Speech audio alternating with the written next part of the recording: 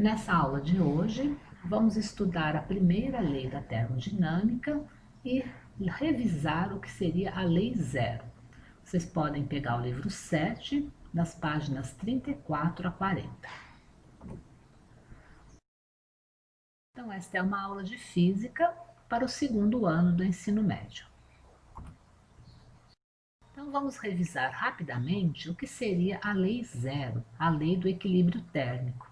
Então, essa é a lei que dizia que se um corpo A está em equilíbrio térmico com o corpo C, ou seja, tanto o A quanto o C estão na mesma temperatura, e o corpo A também está em equilíbrio térmico com o corpo B, ou seja, a temperatura do A também é a mesma do corpo B, podemos afirmar que B e C também estão em equilíbrio térmico. Agora vamos para o que seria a primeira lei da termodinâmica, que é uma lei de conservação da energia.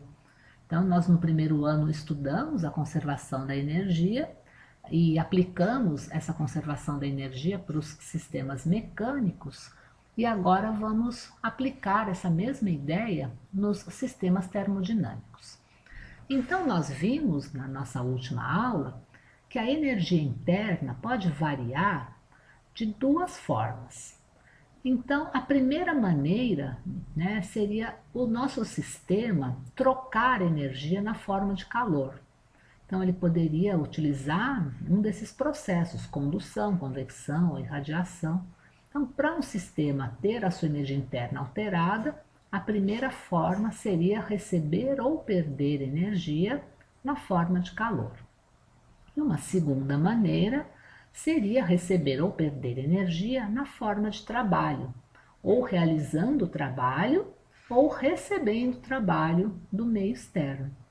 Então, matematicamente, a gente vai expressar essa ideia dizendo que o ΔU, que é a variação de energia interna do nosso sistema, ele é função tanto da quantidade de calor que o nosso sistema perde ou ganha, quanto da quantidade de trabalho que ele realiza ou recebe. Então, esses são os dois fatores que vão interferir na energia interna do sistema, alterando, né, o valor dessa energia interna. E então nós podemos escrever matematicamente ΔU igual a Q menos tal. E vamos então agora analisar os sinais, né? Da mesma maneira que nós fizemos naquele quadro, no exercício que a gente fez sobre trabalho de um gás, a gente vai agora lembrar aqui. Então, a quantidade de calor, representada pela letra Q, ela vai ter um valor positivo toda vez que a quantidade de calor representar um ganho de energia. Então, quando o nosso sistema ganhar energia na forma de calor, o valor numérico do calor vai ser positivo e vai indicar um aumento de energia interna. E todas as vezes que o nosso sistema perder energia na forma de calor, a gente vai, o número, né, o valor numérico da quantidade de calor vai ser negativa, né, menor que zero, e isso vai indicar uma diminuição na energia interna do sistema. E com relação ao trabalho, nós vimos nas nossas últimas aulas que todas as vezes que o sistema realiza um trabalho, o valor numérico do cálculo do trabalho é positivo, indicando aquela expansão do nosso sistema.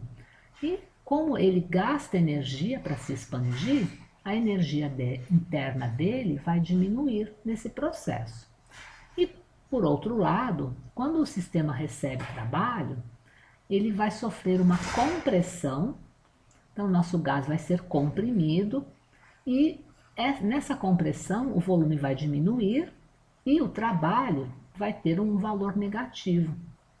E quando isso acontece, né, quando o nosso sistema recebe energia e é comprimido, a energia interna dele aumenta.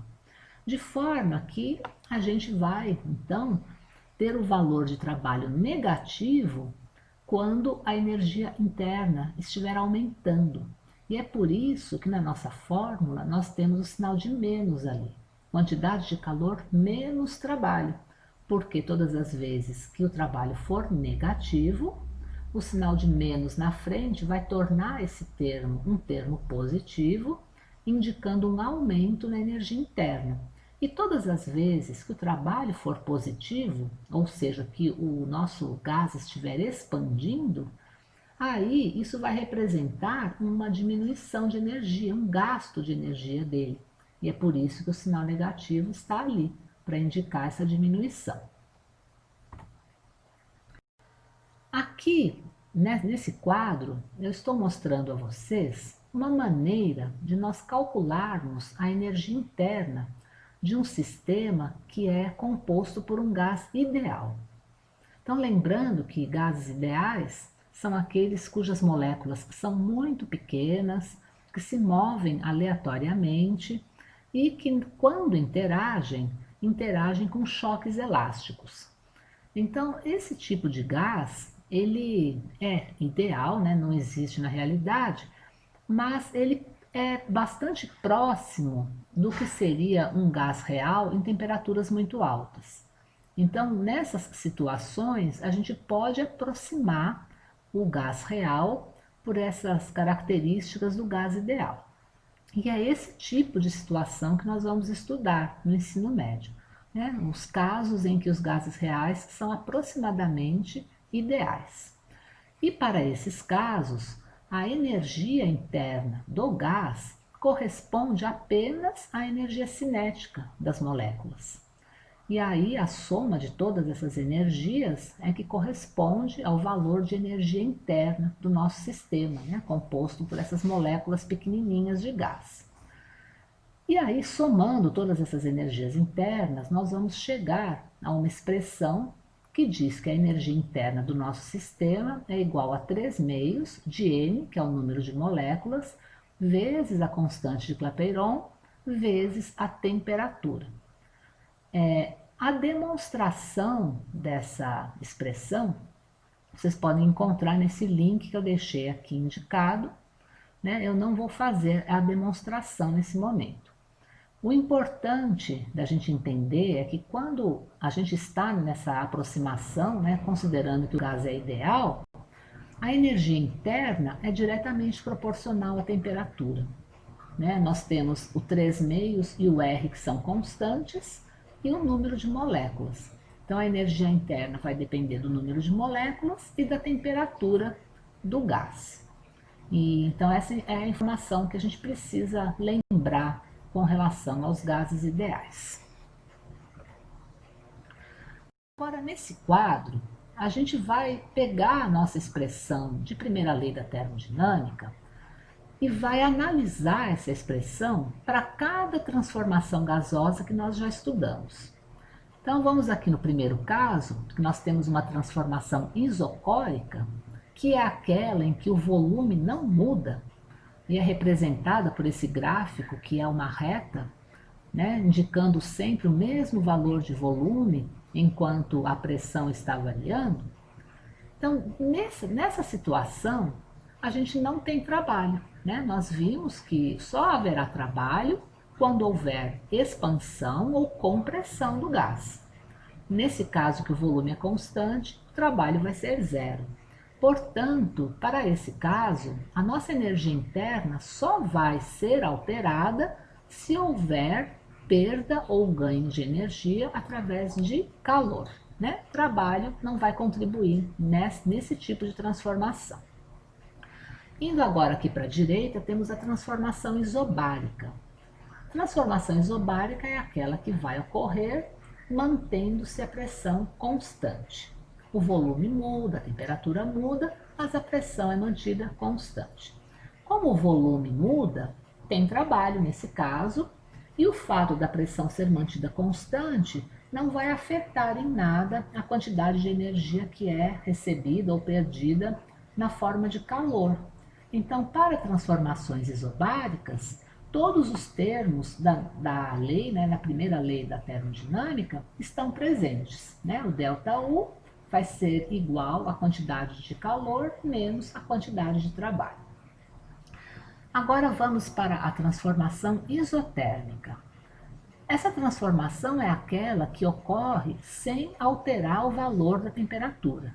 O gráfico que a gente tem aqui ao lado indica variações tanto de pressão quanto de volume, né? Somente a temperatura é que é mantida constante. Quando isso acontece, a energia interna vai ser mantida constante também, porque nós acabamos de ver que para gases ideais, a energia interna é diretamente proporcional à temperatura. Então, se a temperatura não mudar, a energia interna também vai se manter a mesma. E quando isso acontece, o ΔU é igual a zero, né? Se não tem variação, se o valor final de U é o mesmo do inicial, então nós não vamos ter nenhuma variação de energia interna. Aí, nesse caso, o que acontece é que a quantidade de calor menos o trabalho vai ser igual a zero, e isso significa que a quantidade de calor é igual à quantidade de trabalho. Então, são casos em que um aumento de energia na forma de calor corresponde a um consumo de energia na forma de trabalho.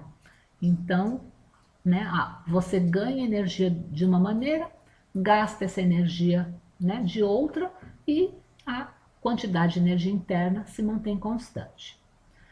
Por fim, nós temos a transformação adiabática. Essa é aquele tipo de transformação que ocorre sem que haja troca de energia na forma de calor. Então, para a adiabática, o fator ali, a quantidade de calor, vai ser igual a zero. Então, para calcular a variação de energia interna, a gente vai utilizar apenas o trabalho.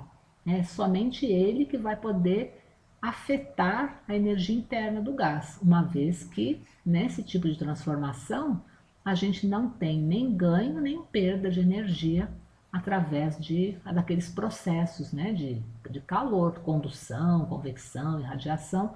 Né? Quando isso não está acontecendo, a única forma de alterar a energia interna é através do trabalho, realizando ou recebendo trabalho.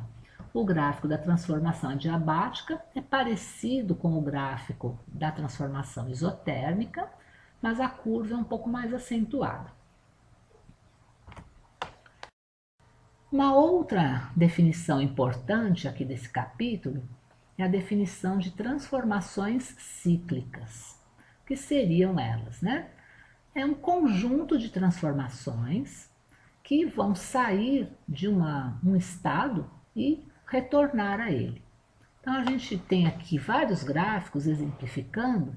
Então a gente observa que em todos esses casos a gente tem um estado inicial, que aqui é chamado, né, de A.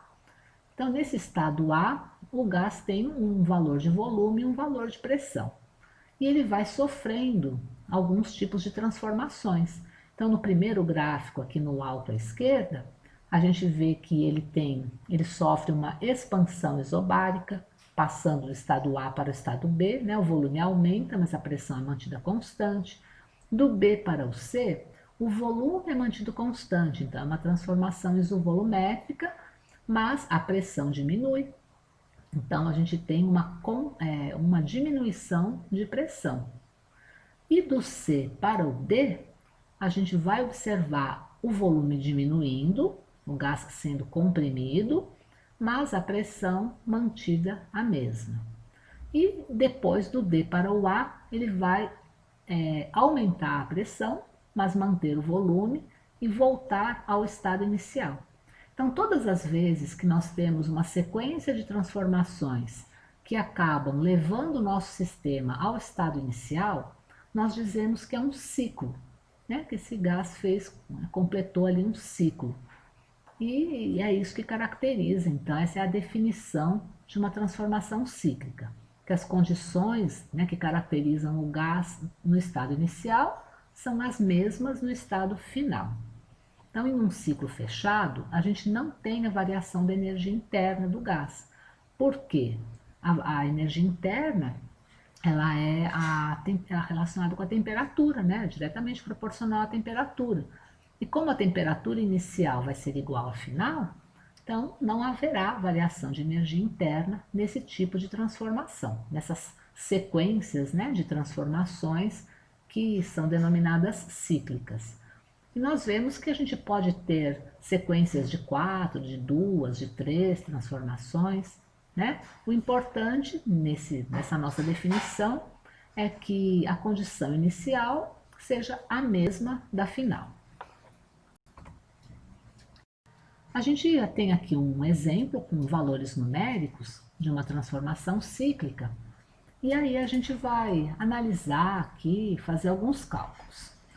Então nós temos o estado inicial é o estado A, e do estado A esse gás vai passar para o estado B. Então nós vemos que nessa transformação de A para B, o volume é mantido constante. Então nós temos um volume de meio litro, né, que seria o volume tanto do A quanto do B. O que mudou então? Mudou a pressão. A pressão, que era de 2 atm, agora no ponto B é de 1 atm. Essa foi a primeira transformação. Como ela é uma transformação isovolumétrica, também chamada isométrica ou isocórica, nesse caso o trabalho é zero porque o volume não muda, né? Agora eles estão informando ali que a quantidade de calor do A para o B foi de menos 0,75. Quando a gente vê o sinal menos, a gente lembra que isso indica que ele perdeu esse calor. Então, do A para o B, ele resfriou, né? Ele perdeu ali o calor, né? E diminuiu a pressão também. Quando nós fazemos o cálculo do ΔU, ou seja, a quantidade de calor menos o trabalho, a gente chega no valor igual a menos 0,75. Então, isso é do trecho A para o trecho B. Já do trecho do ponto B para o ponto C, né, que vai ser o trecho BC, a gente observa ali que a pressão é mantida em 1 atm, né, mantida constante. Então, é chamada transformação isobárica do B para o C. E o volume está passando de meio e indo para 1 litro. E aí, para a gente calcular o trabalho, basta então multiplicar o valor da pressão pela variação de volume, o que corresponde também a calcular a área do retângulo que fica abaixo da reta BC. Então, fazendo esse cálculo, a base vai ser meio litro vezes 1, que é a pressão, vamos ter ali um trabalho de meio joule. E a quantidade de calor nesse trecho é informado ali em cima que é de 1,25.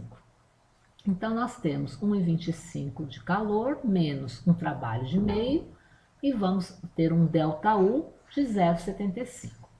Então, inicialmente, né, do trecho A para o trecho B, a energia interna diminuiu, já do trecho B para o trecho C, a energia interna aumentou.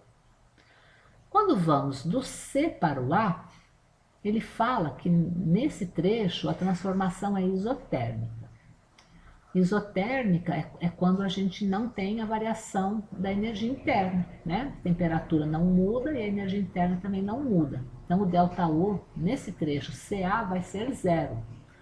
E isso a gente pode observar que isso vai acontecer numericamente também, porque quando a gente calcula o trabalho do trecho C para o trecho A, que seria a área, né, sob essa reta CA, isso vai dar para a gente o valor de 0,75. Um valor negativo, uma vez que a gente considera ali que do C para o A, ele está sendo comprimido. Né? O volume dele do C está saindo de 1 litro e no A é já meio litro. Então diminuiu, caiu pela metade o volume do C para o A. E fazendo o cálculo da área sobre essa reta CA, a gente chega no valor de 0,75 ali. E o calor é informado que também é menos 0,75. Então também foi ali, no caso, né, do CA, ele perdeu calor.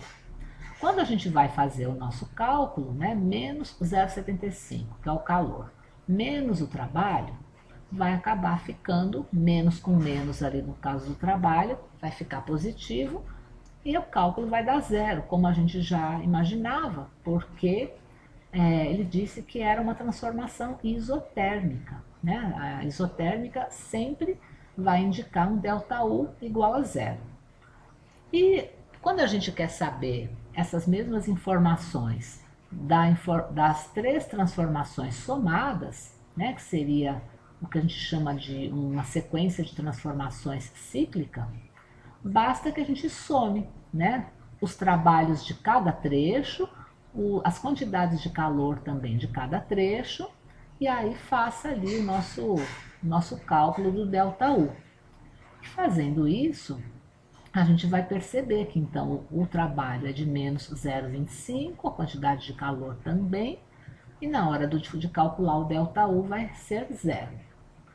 Para calcular o trabalho total, a gente pode fazer essa conta, né? Calcular então a área de cada pedaço, e aí depois fazer ali a soma, né? Mas também a gente pode fazer da seguinte maneira: todas as vezes que a gente tiver uma transformação cíclica, ao invés da gente calcular as duas áreas e fazer uma menos a outra, como seria aqui nesse caso, né? A área do B para o C menos a área do D para o A. Se a gente quiser, fica mais equivalente a calcular a área interna da figura. Então, nesse nosso caso aqui, se a gente quiser saber o trabalho resultante nessas transformações todas que o gás foi sofrendo, o valor de energia corresponde exatamente a essa área interna da figura, né? Que é sempre uma figura fechada que vai formar aí nesse tipo de transformação cíclica.